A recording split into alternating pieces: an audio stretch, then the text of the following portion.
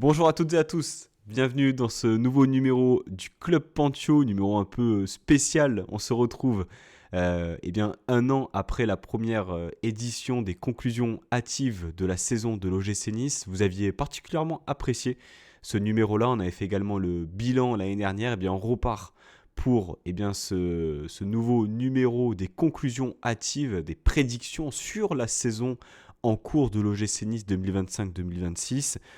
On s'est risqué tous les trois à imaginer, prédire certaines choses collectives qui arrivent à l'équipe, individuelles sur plusieurs sujets. Donc l'idée est très simple, on a chacun choisi trois conclusions hâtives individuellement.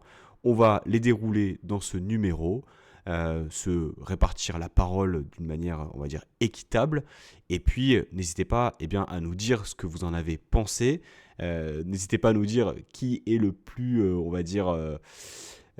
visionnaire, le plus soft, le plus dingue. Pour l'édition l'année dernière, je pense qu'il y en a un. Hein, voilà. Cherchez pas plus loin. Et puis pour m'accompagner, alors voilà, il faut quand même recontextualiser un peu. On enregistre juste avant quand même le débrief de Brest-Nice, donc le mood n'est pas le même. Je tiens quand même à vous le signaler. Mais donc ils sont là, mes acolytes du jour. J'ai le plaisir d'accueillir Anto qui est là avec moi. Salut Anto, ça va? Bah écoute, ça va très bien. Très content de faire cette émission, très content de revenir sur un terrain qui me connaît bien, finalement où j'excelle dans les prédictions et dans les conclusions hâtives. Donc ça me fait très plaisir. Et puis tu disais justement les commentaires d'avoir un peu leur retour aussi. S'il y en a certains qui se risqueraient comme nous à le faire, on pourra réagir en fin de saison sur leurs conclusions. Et puis bien évidemment de laisser un like, de s'abonner et d'activer la cloche pour ne rater aucune des vidéos. Merci Anto. Mais n'hésitez pas à nous dire ce que vous en avez pensé, à donner aussi vos prédictions et à donner des idées de gages possibles et réalisables bien sûr pour la personne qui aura, on va dire, tout faux lors du bilan en fin de saison. Ça aussi, ça peut être marrant. Matt également est là. Salut Matt, comment ça va? Ça va très bien. J'ai hâte. On commence. Je m'en découvre. Ok. Le gars est focus. Bon, Il est sur le ring. messieurs, on va commencer tout de suite par la première prédiction. Je prends tout de suite mon téléphone puisqu'il va s'agir de ma première prédiction qui va être la suivante. L'OGC Nice, à l'issue de la saison, va lever l'option d'achat pour Thiago Gouveia d'une valeur de 8 millions d'euros. Je ne vais pas dire la prédiction de base parce que je vais me faire allumer, mais en gros, cette prédiction, elle veut simplement dire aussi que j'y crois en ce joueur. À l'heure où on enregistre, il a joué donc 65 minutes à tout casser, voire peut-être un peu plus avec Nantes. C'est un joueur qui a du ballon, qui a connu l'exigence du haut niveau, et je ne pense pas que ce soit un joueur qui vienne juste sur un an. Cette option d'achat, elle n'est pas non plus très élevée. Elle est, on va dire, dans la grille budgétaire des joueurs qu'on a recrutés cet été. C'est un joueur qui est polyvalent, qui a quand même des qualités certaines, et surtout qui connaît l'exigence d'un grand club comme Benfica. Et puis j'ai envie d'y croire, voilà, en ce joueur. Je pense qu'il peut vraiment apporter quelque chose et puis réaliser véritablement ce qui serait une saison pleine, comme il avait connu en prêt, je crois que c'était du côté de Estoril au Portugal. Donc j'ai envie d'y croire et c'est pour ça que je me risque à dire que l'OGC Nice va faire péter sa clause, son option d'achat plutôt en fin de saison. Adam Menas, Ronny Lopez, Justin Kluivert. Donc là, tu penses que Thiago Gouveia va mettre fin à la longue série des ailiers en prêt avec option d'achat. Je vais même aller un peu plus loin. Je pense que vous avez tous connu, bien sûr, Ricardo Pereira, latéral ailier portugais de Mhm. l'OGC Ouais. Nice, qui a Mhm. laissé Mhm. de grands souvenirs aux supporters, forcément. Je pense que Mhm. le joueur peut laisser une empreinte similaire au club. Et voilà. Ouais. Donc, Ok. c'est un joueur en qui je crois fort Et je pense que ça part justement, son histoire commence par une option d'achat levée. Je te donne le contre-exemple parfait, JC Todibo. Très bien. Et donc, au poste de piston pour toi, Pancho. Alors, non, fondamentalement, par rapport au recul qu'on a à l'heure actuelle, j'ai plutôt l'impression que c'est un ailier. Mais la polyvalence est une force.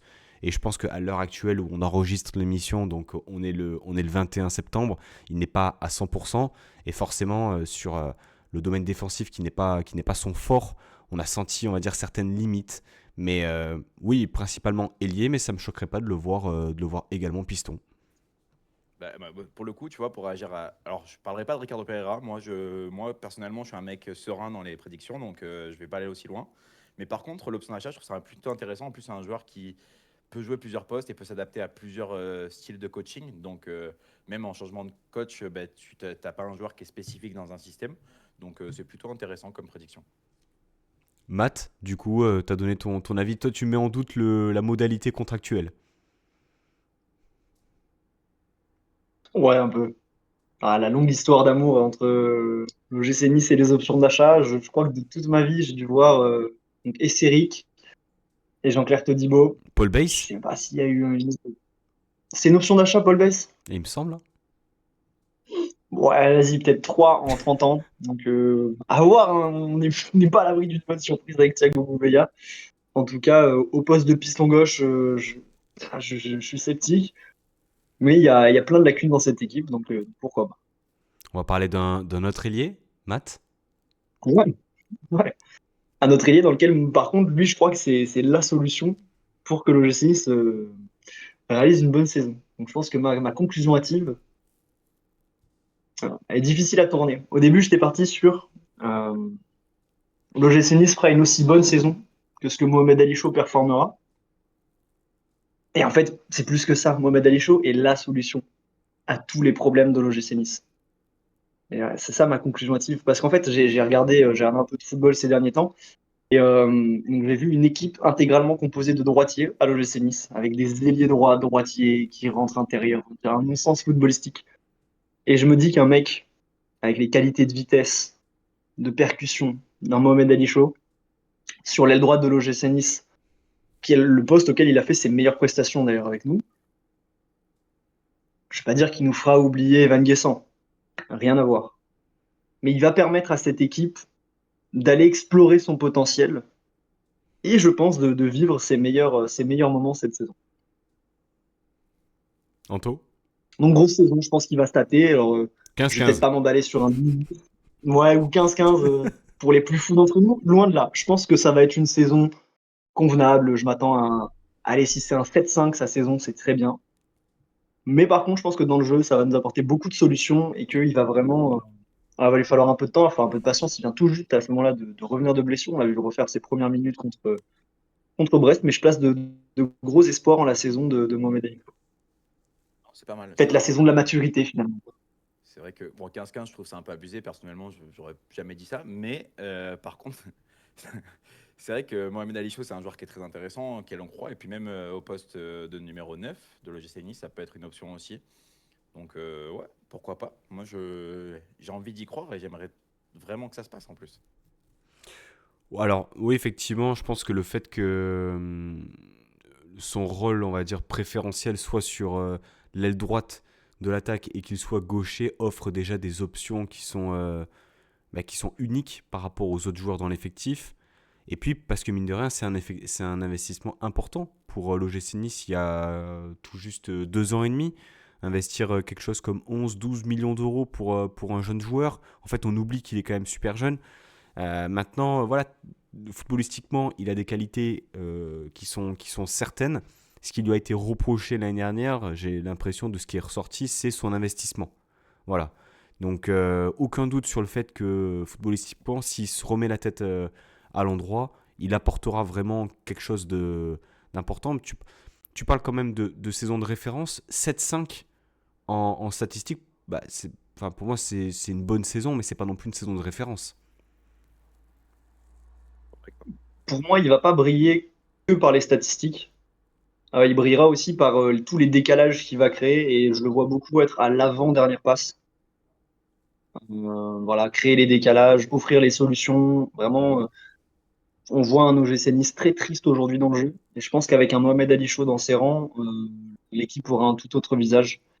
Euh, et puis, faut dire qu'aussi le poste auquel il va évoluer est aujourd'hui peut-être le poste le plus en délicatesse. On a fait partir deux, deux, deux et demi ailier droit en la présence du coup de Guessant, de Buonani et même ça, quelque part d'un Laborde qui de temps en temps était décalé sur ce poste-là. Moi, je pense qu'il a un boulevard qui s'offre à lui, Mohamed Ali Chaud, et qu'il va il va nous proposer une très très belle saison. Anto, Et en plus de ça, ça replacera d'autres joueurs. Ça replacera d'autres joueurs au bon endroit sur le terrain, je pense. t'as envie de parler de d'autres joueurs, il me semble, Bah ouais, là, on et de parle recycler quelque chose. de recycler un peu quelque chose, c'est vrai. Et puis là, on a parlé quand même de joueurs finalement qui s'en sortent et qui réalisent des bonnes choses. Mais moi, je voudrais parler de joueurs qui partent dès cet hiver. Alors, c'est vrai qu'il y a un joueur que je recycle. Alors, peut-être que c'est une envie aussi. Mais je pense que Monsieur Jérémy Boga nous quittera dès cet hiver, dès le janvier. Et il sera accompagné par notre vice-capitaine, Monsieur Melvin Barr, qui partira aussi. Alors, je vais m'expliquer pour les deux cas. Pour Melvin Barr, bah, c'est un joueur qui a une cote, malgré tout. Il y a quelques clubs qui se sont renseignés, ou du moins qui ont pris quelques contacts aussi, même avec le joueur ou le club dès cet été. Et je pense qu'il y en a qui reviendront à la charge, peut-être par des blessures ou quoi que ce soit, dans des peut-être second couteaux de Ligue des Champions, c'est possible. En tout cas, c'est un joueur qui, je pense, peut attirer un peu certains clubs. Et ben, on sait qu'on est vendeur. Et puis peut-être Melvin Barr aussi veut partir et veut rejoindre un projet peut-être différent, passer une étape dans sa carrière. Donc je le vois bien partir. Et puis pour Jérémy Boga, ben, à l'image de son début de saison, j'ai l'impression que ben, il n'est pas très bon. Mais par contre, il va nous mettre quelques buts. Il va peut-être aller taper 5-6 buts jusqu'à la mi-saison. Faire deux trois passes D un petit peu chanceuses peut-être, et puis attirer un club de première ligue qui reviendra à la charge, un Sunderland, un Burnley, un Nottingham Forest peut-être qui a beaucoup d'argent et qui est en difficulté en ce moment depuis le départ de Anthony Langa. Mais il pourrait se dire que Jérémy Boga est le nouveau Anthony Langa. Euh, je viendrai à leur dire que non, mais s'ils veulent mettre quelques millions en tout cas sur Jérémy Boga, je pense que c'est fort probable. Donc voilà, pour moi, les deux joueurs qui nous quitteront dès janvier, dès presque même le début du mercato hivernal. Est-ce que dans ta vision, tu as les montants des transferts? Alors, bien sûr. Donc, du coup, Jérémy Boga, je partirai sur une quinzaine de millions. Il me semblera enfin, il me semble, pardon, il me semblera, ça veut rien dire, mais il me semble qu'à ce moment-là, il aura encore un an et demi de contrat. Donc, 15 millions, voilà. Joueur où on fait une bonne vidéo YouTube, ça part bien. Et puis pour Melvin Barr, je pense qu'on ira vers les entre 13 et 17. Tout dépend où on va le vendre. Si c'est en PL, on peut peut-être se rapprocher des 17. Sinon, ça sera plus du côté de 13 millions, je pense.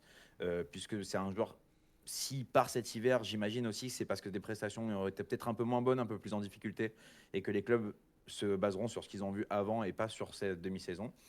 Donc voilà, je vais dire, allez, voilà.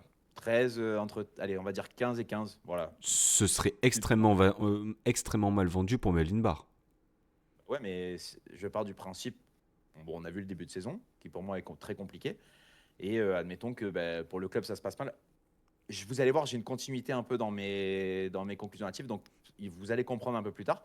Mais dans l'idée où ça se passerait mal pendant 6 mois, que ces prestations ne soient pas très bonnes, bah finalement bah, le prix baisse et ça peut baisser très vite aussi parce que ce n'est pas des postes qui sont vraiment bien pourvus, quoi, on va dire. Qu'est-ce que Justement, vous en pensez? bah,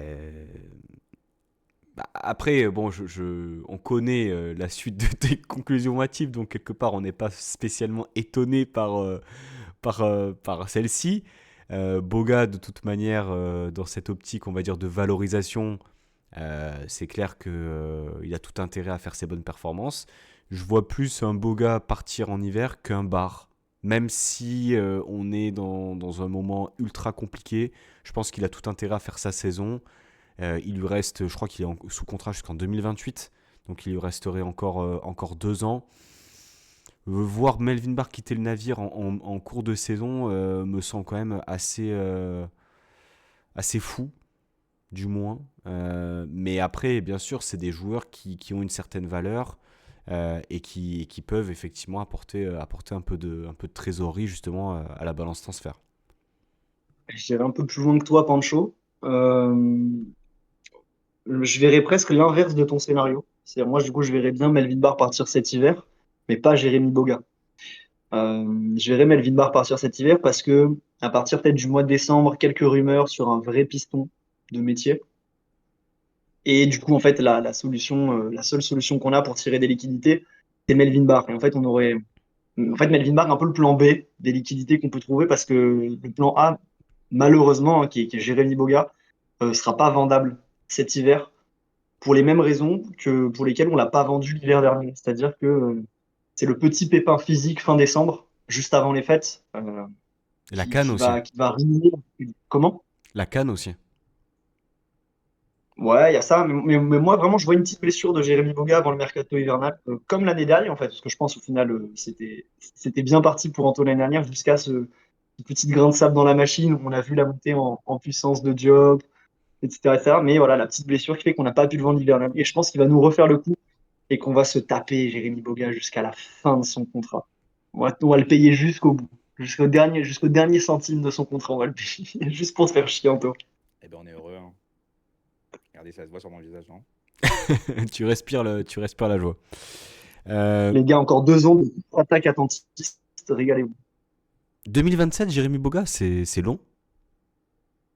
Ouais, si, ça me Et fait il me ça. semble, hein. Peut-être. Ok. J'y vais pour ma deuxième conclusion hâtive. Allez.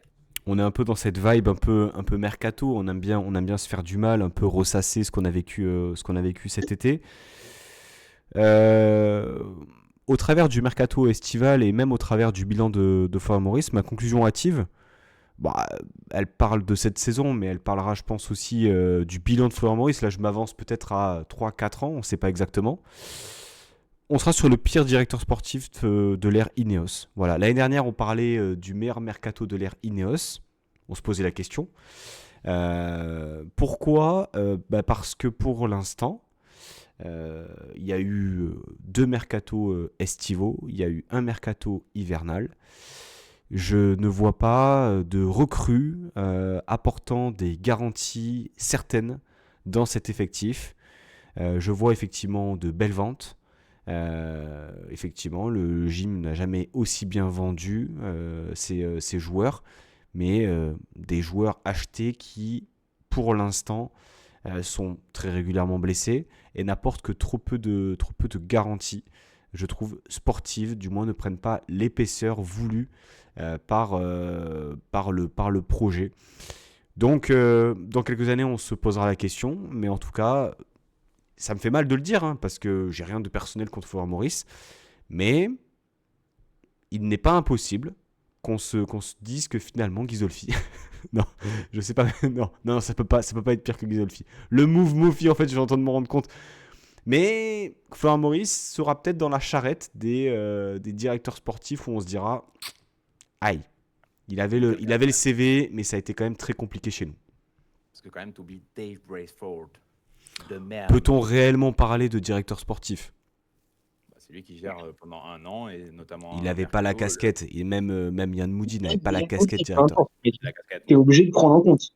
T'es obligé de prendre en compte lui ou Yann Moody.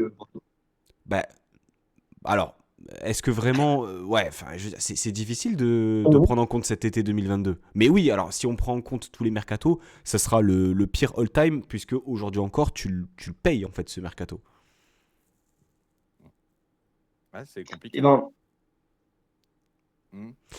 après, il t'a apporté des résultats. Tu t'es fait 2 qualifications européennes d'affilée, C'est vrai. pas cette saison-là, mais les 2 saisons qui en découlent après.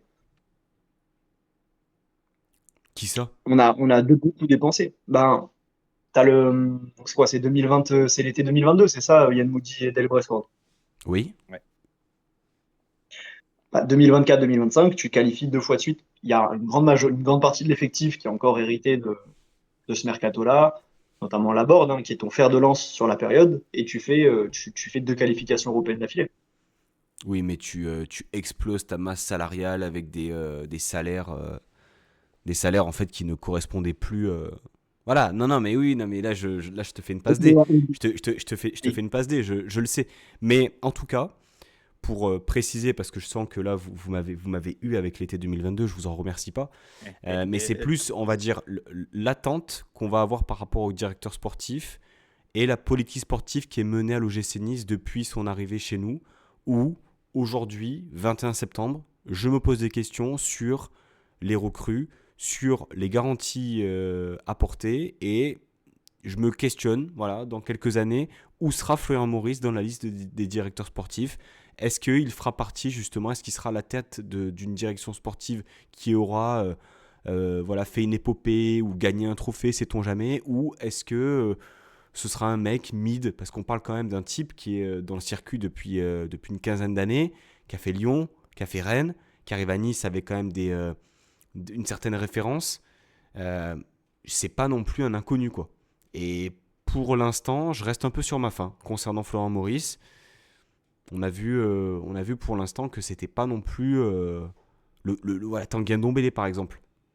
J'ai envie d'y croire, on a tous envie d'y croire. Mais c'est un move qui aujourd'hui encore pose question. Il a joué 15 matchs.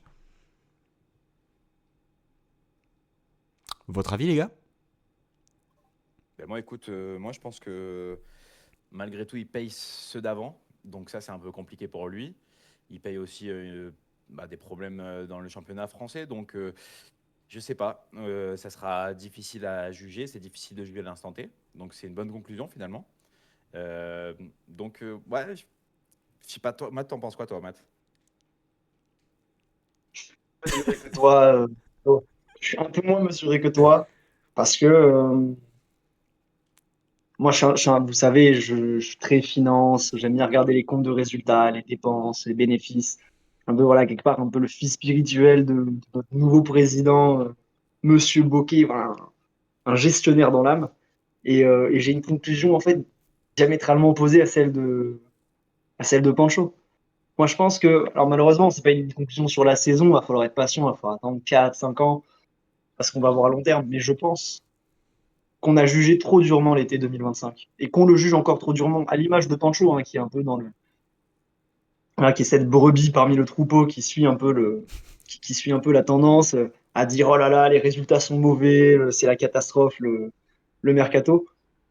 Ma conclusion est que dans 5 ans, on re-regardera l'été 2025 et on se dira effectivement crise des droits télé, rythme de vie du club, dépenses, etc.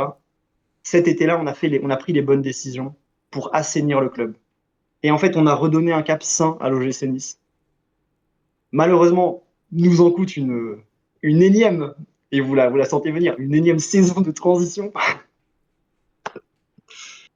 Cochez celle-là dans le bingo GC Nice de cette émission, il va être, on va toutes les faire. Mais, euh, mais voilà, ma conclusion est la suivante. Je pense qu'on a fait les bons choix pendant l'été 2025. On n'a peut-être pas fait les meilleurs choix, mais en tout cas, on a fait le mercato qu'on devait faire. Alors, tu déclines quand même deux choses, hein. D'une part, on va dire la gestion financière des comptes de l'OGC Nice et la politique sportive. Moi, j'aimerais t'entendre sur la politique sportive un peu. Concernant la politique sportive, je Parce pense qu'un qu'on a un mercato, effectif. un mercato, Matt, ce n'est pas uniquement des chiffres. C'est Bien aussi. sûr, bien sûr. Tu vois, moi, je regarde aussi un effectif. Je trouve qu'on a un effectif qui, à un poste près, j'en ai parlé un peu plus tôt dans cette émission, qui est le poste d'ailier droit.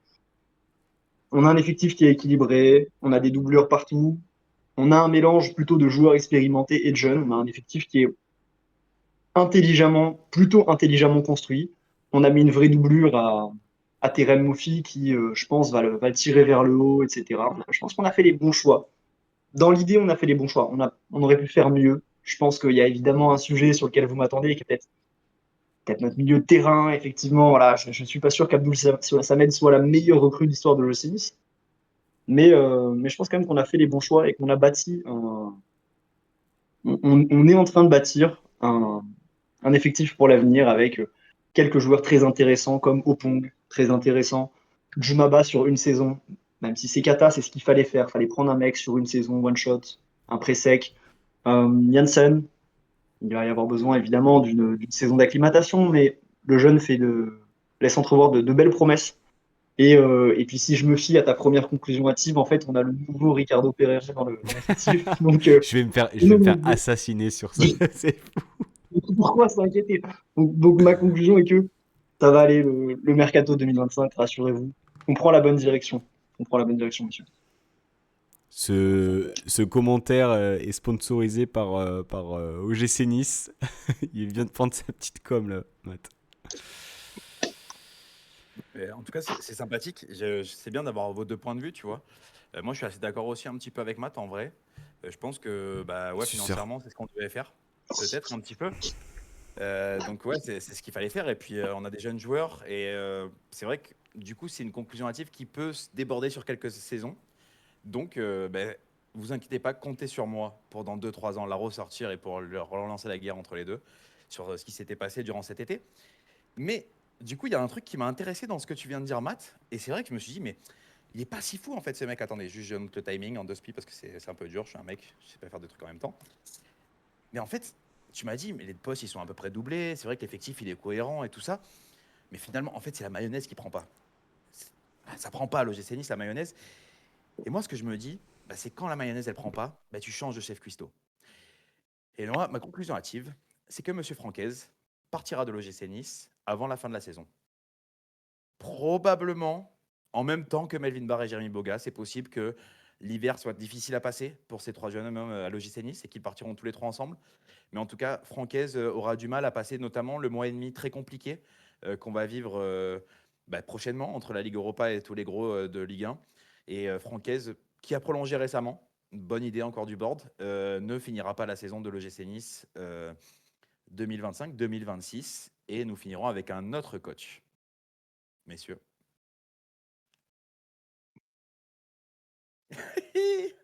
La patate chaude.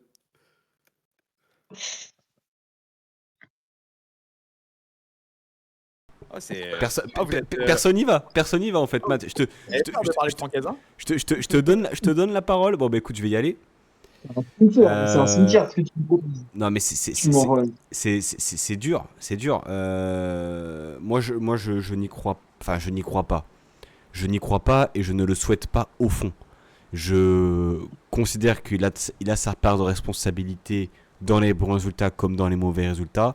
Maintenant, se dire qu'il y a un scénario, une histoire qui existe pour voir Francaise partir en cours de saison, pour moi, c'est peut-être la pire option possible. D'autant plus que vous avez vu, et tu l'as dit, sa prolongation. Et je crois que l'une de ses phrases, c'est ne plus être dicté uniquement par le résultat. Et je pense que c'est ça tout l'idée aussi derrière, c'est-à-dire que on veut du temps pour laisser voilà, permettre à des joueurs de se développer, etc. On veut du temps pour voir un projet nouveau naître. Mais alors pourquoi se séparer du coach? Tu vois, justement, ça n'a pas de sens dans la recherche de cohérence et de stabilité dans le projet du gym. Non, mais je comprends, hein, je comprends. Après, voilà, moi, c'est juste que, comme un joueur, en fait, à un moment, il faut progresser. Et c'est pas le cas de Francaise. On n'a pas vu Il de faudrait vraiment, alors à la limite, il faudrait vraiment une Ouais, situation, mais absolument dramatique. Là, j'entends, on est dans la charrette. intéresse.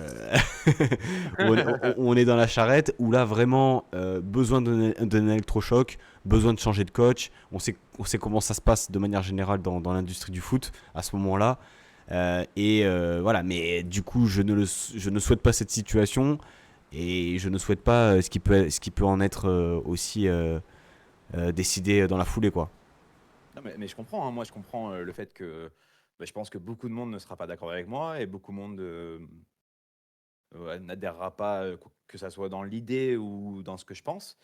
Mais voilà, au bout d'un moment, je pense que tout le monde, on l'a tous fait. Quand on a regardé le calendrier en début de saison, on s'est dit, oula, oula, le mois là, le mois et demi, complexe. Avant, on a 5 matchs faciles, 6 avec le PFC, on va dire, ou facile, entre guillemets, hein, c'est pas une injure pour les autres clubs, mais plus abordable, on va dire.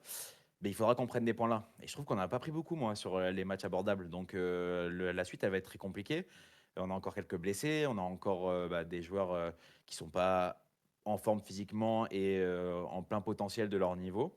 Donc je me dis, ça peut très mal tourner et passer un mois et demi compliqué où tu es dans les bas-fonds de l'Europa League et en même temps de Ligue 1, où tu es, on va dire, entre la 13e et la 18e place. Ça peut être très compliqué pour Francaise parce que même si on veut du temps, bah, l'industrie du football, elle veut des résultats et les résultats, des fois, quand ça va pas, bah, tu vires ton coach et t'en remets un autre. Qu'est-ce qu'il en pense, Matt? Je crois pas du tout à ce scénario. Et tu vois, c'est un peu l'inverse de toi, Pancho. Toi, tu le souhaites pas et tu y crois pas. Moi, j'y crois pas, mais peut-être qu'au fond, je l'aurais peut-être souhaité ce scénario parce que je sens venir un scénario encore plus terrible. Je sens venir un scénario encore pire. Vu comment c'est parti depuis le début de saison, je pense qu'on va faire l'intégralité de la saison avec Francaise. Et encore mieux, on va se faire l'intégralité de la saison en 3-4-3. Coupe d'Europe, championnat, Coupe de France, un sans faute. Les presque combien là 42, 3 matchs de la saison 100% de 3-4-3. Il n'en démordra pas cette année. Il vient d'être prolongé jusqu'en 2029. Il va jouer la continuité. On va manger. Préparez-vous. Hein. On part pour 4 ans de pur et dur 3-4-3. Vous aviez aimé le 4-3-3 inamovible de Pep Vira, le 4-4-2 à plat de Monsieur Galtier, le, l'espèce de 4-3-3 ultra défensif de Farioli. On part sur un 3-4-3 ad vitam aeternam avec Monsieur Francaise. Mouillez-vous la nuque, messieurs, on va passer une longue saison.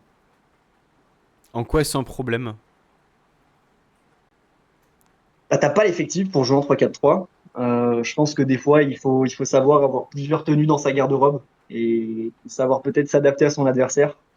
Je pense pas que le 3-4-3 soit la pire ou la meilleure des compos non plus, hein. Mais malheureusement, va peut-être pas répondre à toutes les situations qu'on va affronter. Donc, Est-ce que donc du coup c'est pas tant le dispositif en soi, c'est le manque d'adaptation du coach que tu mets en avant là. évidemment. Ok. Bah, moi, perso, je trouve ça à chier. Voilà, je vous le dis, dans tous les clubs du monde. Le seul qui s'est un peu adapté, c'est Pep Guardiola. Mais en même temps que Pep Guardiola, bah, il fait pas jouer des joueurs vraiment au poste où ils sont de base. Donc, c'est des joueurs qui se retrouvent, qui sont milieux, qui se retrouvent défenseurs, qui, pour moi, il fait ça boubouille et ça marche à peu près bien. En tout cas, ça marchait très bien. Maintenant, c'est un peu plus compliqué. Il est sur une phase de renouveau. Mais moi, je trouve ça nul, tout simplement, ce délire de jouer avec des joueurs. Enfin, pour la plupart, je trouve que des équipes qui jouent en 3-4-3, enfin, on le met comme on veut, je trouve ça vraiment inintéressant. Il n'y a pas de. Il n'y a pas de joueurs qui font du dépassement de fonction au plein potentiel pour pouvoir y arriver. Il faut que les planètes elles s'alignent, notamment Lens quand ils finissent deuxième et qu'ils font un bon parcours en Ligue des Champions. Ça, j'en suis conscient. Mais à ce moment-là, tu as des joueurs, notamment Florian Sotoka, qui est un joueur très mythe de Ligue 1 qui est extraordinaire. Donc voilà, il y avait tout qui allait bien. Peut-être c'est grâce au coach, hein, forcément grâce à lui. Maintenant, nous, bah, c'est juste nul en fait. Ça fait un peu plus d'un an, du coup, une saison et un peu quelques matchs. Le moment où tout le monde a le plus kiffé de voir l'OGC Nice jouer, c'est bizarrement en 4-2-3-1, quand il y avait vraiment beaucoup de blessés et qu'on n'avait pas le choix. Et qu'on avait un 10 qui combinait bizarrement avec nos ailiers, etc. Bah, tout le monde disait putain, je joue bien. Ça s'est très vite fini, malheureusement. Mais voilà, donc moi je trouve ça vraiment nul. Et j'avoue que si cette prédiction est vraie, je pense que vous allez me retrouver dans un état à la fin de la saison qui se rapproche de vraiment. Je pense que vous allez vous inquiéter vraiment pour moi, quoi. Voilà. J'ai une question pour toi, Anto. Ça veut dire que tu n'as pas apprécié Xabi Alonso au Bayer Leverkusen? Si, c'était pas mal, mais Parce ça a que c'est été. du 3-4-3 aussi. Ouais, ça a été bien une saison, quoi. Tu vois, les planètes, elles sont alignées. Tu avais un Grimaldo qui a mis 45 buts. L'autre côté, Frimpong qui en a mis 42. Et les planètes, elles sont alignées. La deuxième saison, ça te casse la gueule. C'est pas. En championnat, tu es vite décroché par le Bayern et tu es à la rue complet. Et c'est juste que tu as de la chance parce que tous les autres clubs allemands sont nuls. Enfin, excusez-moi, mais c'est pas. Je pense que Enfin juste la même année, Lyon la même année, tu fais finale d'Europa League et tu gagnes la Coupe d'Allemagne, il me semble, non? Ouais, non, mais l'année, elle est fantastique, hein, la Oui, oui, première. Hein. enfin, Et la deuxième, elle est calamiteuse. ouais. Donc voilà, moi je pense que ouais, c'est un bon dispositif quand soit tu as des joueurs vraiment au-dessus du lot et ok. Et sinon, bah, c'est globalement, ça marche pas beaucoup. Donc voilà. Après, c'est mon avis, hein. Moi, c'est pas ma vision du foot. Le 3 défenseurs, je trouve ça nul. Voilà. Moi j'apprécie ce schéma-là, mais par contre, je te rejoins sur un point essentiel, Anto, c'est qu'il faut que tu aies les joueurs pour. Et j'ai l'impression, en fait, que après, c'est une tendance, c'est un peu comme le gardien libéraux. Vous savez, il y a beaucoup de gardiens où les équipes demandaient aux gardiens d'être à l'aise avec ses pieds, etc. Il y avait une tendance. Mais là, j'ai l'impression qu'on voit beaucoup cette charnière à 3 et de demander en fait aux défenseurs d'être très à l'aise avec leurs pieds, d'être très à l'aise dans le dépassement de fonction, dans le fait d'apporter un surnombre, etc. Quand ça fonctionne, c'est fort parce que justement, tu peux demander à un joueur de défendre et d'être aussi un danger pour l'attaque, donc ça déstabilise tout un bloc adverse. Mais par contre, lorsque tu n'as pas les joueurs pour, c'est quand même très compliqué. Je pense qu'aujourd'hui, à l'instant où on se parle, on voit qu'on a des défenseurs centraux qui ne sont pas en capacité de le faire. Peut-être Opong, un peu offensivement, contre Nantes, c'était intéressant. Mais Barr ne le fait pas. Djoumaba, j'en parle même pas. Antoine Mendy, c'était quand même un peu compliqué. Bombito le faisait quand même à quelques moments. Donc, moi, c'est pas tant un problème, enfin, cette conclusion hâtive de maths, parce que, en fait, on a vu aussi l'année dernière des 4-2-3-1 à l'heure de jeu. On a vu aussi des adaptations en cours de match, voilà, qui ont plutôt fonctionné. C'est juste qu'on aimerait voir en 4-2-3-1 dès le début du match, comme on a vu lorsqu'on avait 12 blessés. Donc moi, je suis pas contre le fait qu'on joue dans ce dispositif-là, d'autant plus qu'on a je ne sais pas combien de défenseurs centraux, donc on jouera forcément avec 3 mecs derrière. Lorsqu'ils seront tous de retour, il faudra forcément les faire jouer. Donc, et puis l'effectif a été construit de cette manière-là. Donc en fait, voilà, il n'y a pas de surprise. C'est le terrain et les résultats qui primeront. Et puis même, Matt, juste pour l'antithèse du Bayer Leverkusen, quelle équipe, à part City, en Ligue des Champions, donc je te parle des vraies équipes, hein, des équipes qui jouent vraiment le haut de la Ligue des Champions, quelle équipe joue avec 3 défenseurs?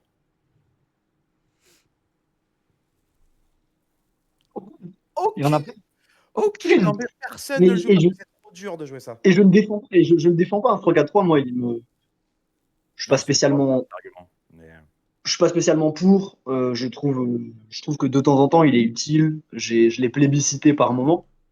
Faut savoir s'en servir. Je trouve que c'est intéressant de l'avoir dans sa garde-robe, pour reprendre l'allusion, mais des fois, faut savoir s'adapter. C'est comme un costard. C'est sympa le costard, hein. Mais tu vois, des fois, quand t'es en journée de chill à la maison, toi, t'es un mec de calbut, toi. Toi, t'es en calbut chez toi, hein. En fait, Ouais, en ça fait se Matt, voit. Matt, ce qu'il dit pas, c'est qu'il est en slibard depuis le début de l'émission. Et il s'est dit forcément, il faut que je parle de. Faut que je parle de. Oh, mais moi, les gars, j'ai fait un déplacement avec Matt et c'était tout ça à poil, le 11 carré. Je dis, ouais, ça va, calme-toi quand même. Là, ça fait 3 jours, quoi. Donc le 3-4-3 pour du coup Matt et Anto. Mais messieurs, on va parler un peu de positif dans cette émission. Je pense qu'on a le foot, le sport, ce sont les émotions. Du coup, je vous le dis, hein, clairement, cette année, on va vivre des émotions. Alors, des émotions négatives, vous les avez écoutées avec Anto et Matt. Maintenant, Pas fini. voilà, moi, je suis un peu le patriarche, si je puis dire ainsi, de la session optimiste, hein, modestement. On va vivre des émotions, messieurs. Cette année, le championnat, on s'en fout. Voilà, cette année, le championnat, on laisse, on va jouer le ventre mou, une bonne 10e place, pas de problème. Par contre, je vous dis, en Europe, on fait top 24, vu que c'était annoncé. Donc on le fait. Et on fera voilà, une petite épopée, un petit 16e ou un petit 8e d'Europa. Mais par contre, en Coupe de France, on va aller au bout. On va au bout en Coupe de France. Genre, Voilà, on soulève la coupe et tout, ou contre Nantes, on va juste au Stade de France? on va au bout. Au bout. Hmm. Ok. Voilà. Parce que tout simplement, voilà, je pense qu'on a besoin de vivre des émotions. Et parce que tout simplement, le championnat, dans quelques semaines, ça va être très très indécis. On va manquer de régularité. Il va y avoir des équipes qui vont être devant nous, des équipes qui vont se révéler, comme par exemple, j'en sais rien, moi, le PFC. Devant nous, on va avoir du Strasbourg, on va avoir du Rennes, on va avoir du Lyon, on va avoir du Lille, on va avoir beaucoup de clubs qui va rendre La qualification européenne, très très compliquée via le championnat. L'Europa League, c'est inatteignable. Anto a pris ses places pour Bilbao l'année dernière. Il les a revendues 3 semaines après le début de la compétition. J'ai pas envie de revivre ça. Donc, qu'on fasse top 24, qu'on montre aussi qu'on a aussi notre mot à dire en Europa League. Et par contre, la Coupe de France, 97 et 2026, les gars. 2026. L'avantage de ta prédiction, c'est que finalement, vous avez fait une prédiction qui peut durer quelques saisons, où on pourra faire un bilan de Florian Maurice dans Mais quelques on saisons. le fera, on le fera. Oui, mais finalement, l'avantage de cette prédiction-là, c'est que le 15 janvier, on peut déjà être bien de savoir si tu as été complètement fou. C'est-à-dire 32e, par exemple, en Ligue Europa, et éliminé par Saint-Marcelin en coupe. Non, mais voilà, c'est l'avantage, c'est que ça peut se terminer très tôt. Et ça, non, franchement, je te félicite pour ça. Sinon, non, non, on espère, hein. On espère, c'est vrai que. Vous prenez les billets si on va au Stade de France?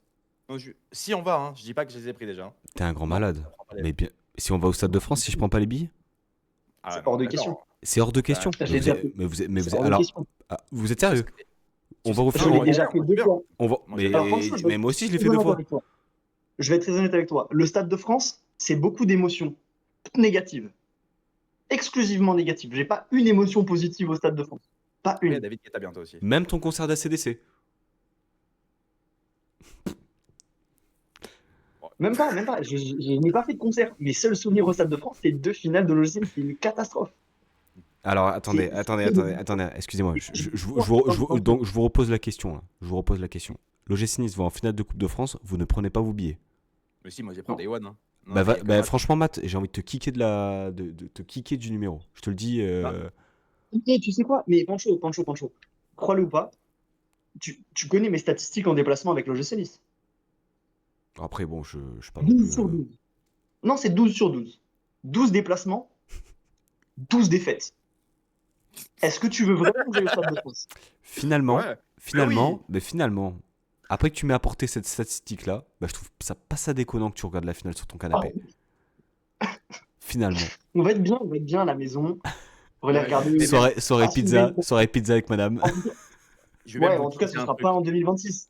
Ce sera Vous peut-être savez avec quoi? mes arrière-petits-enfants, je sais pas, parce que ce sera pas pour demain. Parce que moi, ma conclusion hâtive pour la saison à venir de l'OGC Nice, c'est qu'on va en vivre des émotions, mais des émotions OGC Niciennes. Des émotions désagréables et honteuses. Et qu'est-ce qui pourrait nous arriver de plus honteux que de perdre une finale au Stade de France? On pourrait faire pire que la saison dernière en Europa League. Messieurs, les hommes mentent, pas les chiffres. L'année dernière, on a fini 35e sur 36 en Europa League avec un parcours plus qu'abordable. Cette année, on a un parcours plus difficile, un effectif moins fort. La conclusion de ma conclusion hâtive est toute trouvée. On va finir 36e sur 36 de l'Europa League et établir un record inégalé. Je vous dis, plus aucun club français ne fera ça. On rentrera dans la légende, messieurs. Par la porte, par le fenestron des chiottes, on va rentrer, mais on va rentrer dans la légende cette saison. Ben, il n'y croit pas du tout. Tu vois, Moi, j'y crois bizarrement, pas je du suis tout. assez positif, mais là, 36 sur 36, on le fera pas. Peut-être qu'on sortira pas des 24. Par contre, aussi, petite exclu. Là, Pancho, il vous l'a pas dit, mais je vous le dis moi. Si on va en finale de Coupe de France, il y a un avant-match en live aux abords du Stade de France qui sera filmé par Pancho lui-même. Je serai présent, je soutiendrai, mais il sera filmé par Pancho lui-même. Et oui, il vous l'annonce. Donc, voilà. Donc, moi, je pense qu'on fera pas 36e sur 36e. D'accord. 36e sur 36e, écoute, vraiment, j'ai envie de me faire du mal rien que de l'imaginer. Tu vois, ça me met pas bien du tout. Après, on est l'OGC Nice. C'est-à-dire C'est la que. différence entre vous et moi, les gars. Vous êtes des rêveurs. Moi, je suis réaliste. Ah ouais. Par contre, je suis pas sûr que On vous l'a avez fait le vu. bilan des conclusions hâtives de l'année dernière. Non, mais Vous c'est savez d'accord. très bien. Mais là, je suis pas trop un rêveur, moi, sur mes conclusions hâtives, quand même. C'est pas, c'est pas un gros dream là, T'es que j'offre aux gens, hein. t'es pas un rêveur, Antoine? Non, l'année dernière, j'étais un rêveur. De ouf. Moi, je me voyais manger des tapas à Bilbao. Ce n'est pas arrivé, d'accord? Mais cette année, moins. Ah ouais, mais c'est-à-dire, tu nous vois quoi comme émotion de fin de saison, Anto? Non, bah, c'est vrai que dans ce que j'étais, dans la lignée finalement de mes bonnes choses, de tous ces départs, Melvin Barr, Jérémy Boga, Francaise, bah, c'est forcément que ça s'est très mal passé. Voilà, sinon il n'y aurait pas de départ de toutes ces personnes-là, en tout cas notamment du coach, ça serait révélateur. Ou alors, grosse offre pour le coach. Et moi, du coup, je pense que on va se sauver à la 31e journée de Ligue 1. Eh oui, jusqu'au bout, on va souffrir. 31e journée, à quelques journées de la fin du championnat. Maintenant, il n'y en a plus que 34, n'oubliez pas.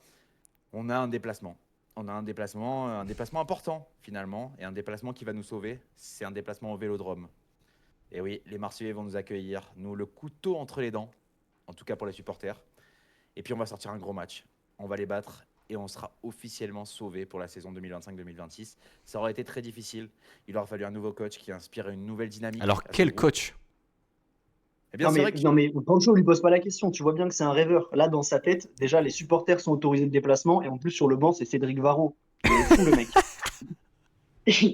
Il est fou. non, non, on sera interdit de déplacement. On sera quand même quelques-uns dans le stade. Classique. Voilà, c'est classique, ça c'est normal. Merci les instances françaises, en tout cas, ça nous fait plaisir. Mais non, non, on sera interdit, mais ce sera nous, on aura le couteau entre les dents. Tu vois, je vois bien le bus qui part de Nice, les supporters qui crament des fumigènes, ça chante et tout ça. Après, ils partent et après, ils reviennent et héros. C'est bon, on est sauvés, on peut souffler un coup, on passe 2 mois tranquille, et on repart dans la galère ou pas, mais en tout cas, voilà. Et quel coach, tu me posais la question, c'est vrai que moi, j'aime bien l'Italie. Et j'aime bien l'Italie, on a la croche italienne à Nice, tu vois. Et donc, j'ai aimé Francesco Farioli, et je pense qu'on peut encore plus adorer Monsieur Thiago Motta. Et oui, parce qu'en effet, Thiago Motta, c'est un constructeur. Ce mec-là, il a été à la Juve, au plus haut niveau du football italien. Pas bon. Par contre, en bas, quand il a construit d'en bas et qu'il a monté, là, il a créé quelque chose de grand. Il a créé un Bologne qui a fait peur aux plus grands en Italie, alors que Bologne, personne ne sait qui jouait au foot avant. Et oui. Donc, moi, je pense que c'est Thiago Motta qui arrive. Il reconstruit des petites bases solides pour la fin du championnat. On sauve et après, on part sur quelqu'un qui va ramener de l'exigence à l'OGC Nice.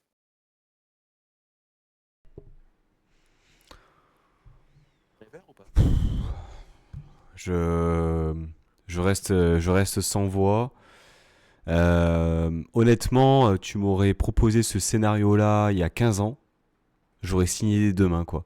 Aller choper ton maintien au Vélodrome avec plaisir. Mais là, aujourd'hui, Ah, je sais pas, en fait. non, mais après, Ce sera tellement une déception. Ah, en fait, ça dépend. Si en fait tu galères toute la saison, tu peux justement avoir cette énergie un peu du début des années 2000 en mode des guerriers, etc. Mais est-ce que tu imagines aujourd'hui les joueurs qui composent ton effectif être en mode guerrier pour sauver le club? En fait, j'ai pas cette impression-là. Et puis, j'ai même pas envie d'imaginer ça. En fait, je crois que j'ai pas envie d'imaginer mon club en Ligue 2, tu vois. Maintenant, pour l'histoire, choper son maintien à Marseille, et puis toi, tu voulais gagner la Coupe de France. Donc imagine, tu sauves à la 31e journée à Marseille, tu gagnes la Coupe de France. Finalement, la saison est pas si terrible. ou alors tu fais une 97, tu gagnes la Coupe de France, mais tu tombes en Ligue 2. Et ouais. Après, déplacement à Pau, c'est sympa, hein. Jolie ville, Pau. Matt, Ah, moi, de Toulouse, Pau, c'est pas loin, hein, ça me va. Allez, une défaite à Pau, nickel.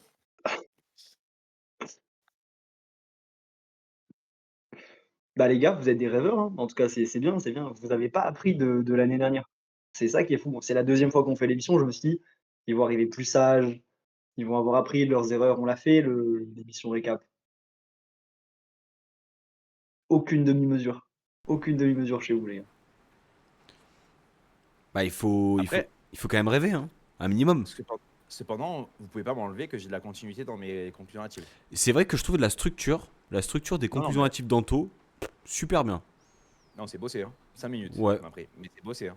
ouais, ouais. Vraiment, ça vient du cœur, hein. Là, j'y crois fort en vrai, en ce que j'ai dit là, quand même. Je vous le dis. Mais vraiment, j'ai pas dit ça pour. L'année dernière, j'étais un peu dans le. C'est vrai, Momo Show 15-15. Bon. Là, je vous le dis, j'y crois un peu quand même à ce que ça se passe.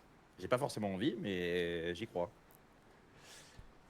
Eh bien, écoutez, on a fait le tour de ces conclusions hâtives, messieurs. Bon, Il y a à boire et à manger, hein, si je puis dire, dans le programme. Dites-nous un peu ce que vous en avez pensé. Il y a les scénarios catastrophes, les scénarios un peu plus rêveurs. On a moins focus les performances individuelles, si ce n'est peut-être chaud pour Matt. C'est vrai que c'est une différence par rapport à l'année dernière. N'hésitez pas en tout cas à nous dire ce que vous en avez pensé. Et puis de toute manière, eh bien, on fera le bilan. On fera le bilan en fin de saison en revenant sur toutes ces conclusions hâtives pour voir eh bien, qui a été le Casper de l'émission, quoi. Petit truc en rapide, pas trop de mots dessus, juste aiglon de la saison. Qui c'est pour vous? Moïse Bombito. Ok. Vas-y, Anto, je sais pas. Elle est insipide cette saison à l'heure actuelle. J'ai aucune. Je sais pas. Moi, je sais pas. Eh bien, mais moi, je vous le dis, c'est Tanguy Ndombele. Non, mais voilà, c'est ça ton problème. Mais c'est ça ton problème. Moi, je me suis tâté à faire une conclusion hâtive sur Ndombele. Flop ultime de l'OGC Nice. Impossible. Mais- Mais c'est tout ce que je souhaite. Non, mais même au-delà, même si ça réussit pas, il y a pire que lui. Mais Oui, non, mais en termes attente. En termes attente. Snyder. C'est pas flop. C'est pas flop. C'est plutôt une déception, tu vois. Parce que flop. Plus que Schneider, à ton avis, Pancho? Non, non, non. Enfin, après Snyder, il n'arrivait pas au même moment de sa carrière. Là, Ndombele est quand même un peu jeune. Mais surtout qu'on a vu quelques performances où on se dit, putain, il a du ballon. Et en fait, ça se trouve, il va faire 2 ans à l'infirmerie. Mon aiglon de la saison, je Il y en a un pense. facile, hein. Pancho, il y en a un facile. Il y en a un facile. Ah oui, Dante. Ouais, mais avec sa gestion particulière, il va moins jouer. Donc il va être moins en vue. Non, je vais aller sur Vanout. Je vais aller sur Vanout. Je pense que on a fait une bonne prise. euh, il a tout pour être un leader, en fait, tout simplement. Et un joueur qui semble être régulier. Donc voilà. Messieurs, on clôture ce numéro là-dessus.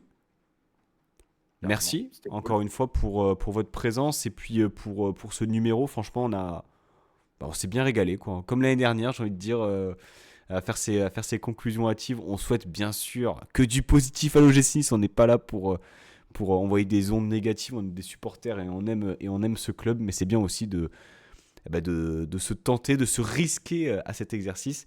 En tout cas, j'espère que ça vous aura plu. Et puis, merci encore une fois à tous les deux. Nous, on se retrouve très vite. Normalement, ce numéro, il sort après Brest, juste avant la Roma. Donc, à très vite pour une prochaine émission. Ciao! Bon,